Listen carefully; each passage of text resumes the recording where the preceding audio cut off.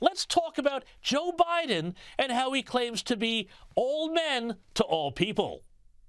I got raised in the black church. He knows I'm not kidding. I got my education for real in the black church. And that's not hyperbole, it's a fact. I probably went to shul more than many of you did. You all think I'm kidding.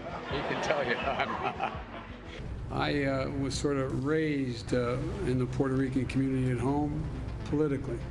I just have one thing to say. Hang on.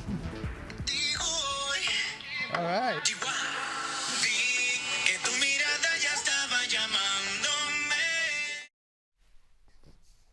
Oh, sorry. Got into that music there. Oh, that Joe Biden, though. He's black. He's Jewish. He's Puerto Rican.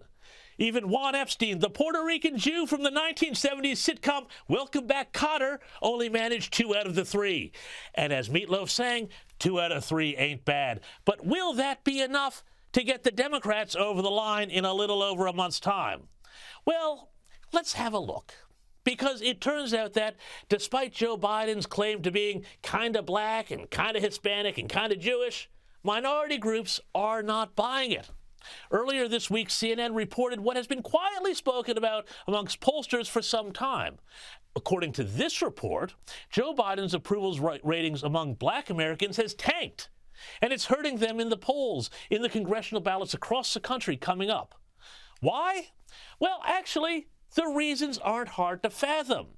Despite what Democrats think, minority voters are actually just like pretty much everybody else, with similar wants, desires, and fears. Black Americans are just as concerned about crime and immigration as everyone else. Issues which, by the way, voters would much rather see Republicans look after than Democrats, who have made a mess of the borders and a hellscape of America's cities.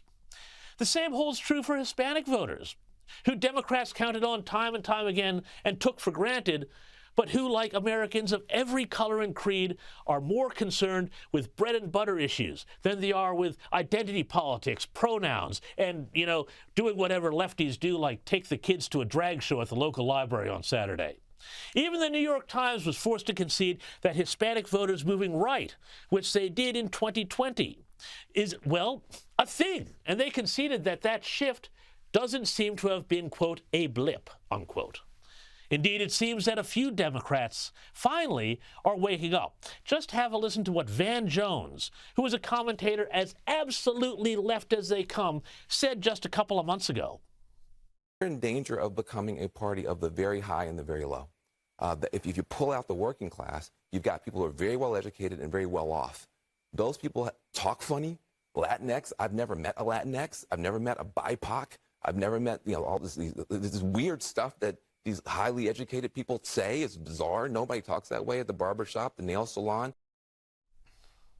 Of course, he said this on CNN, whose ratings are so diabolically bad that I guess it's no wonder no one took any notice.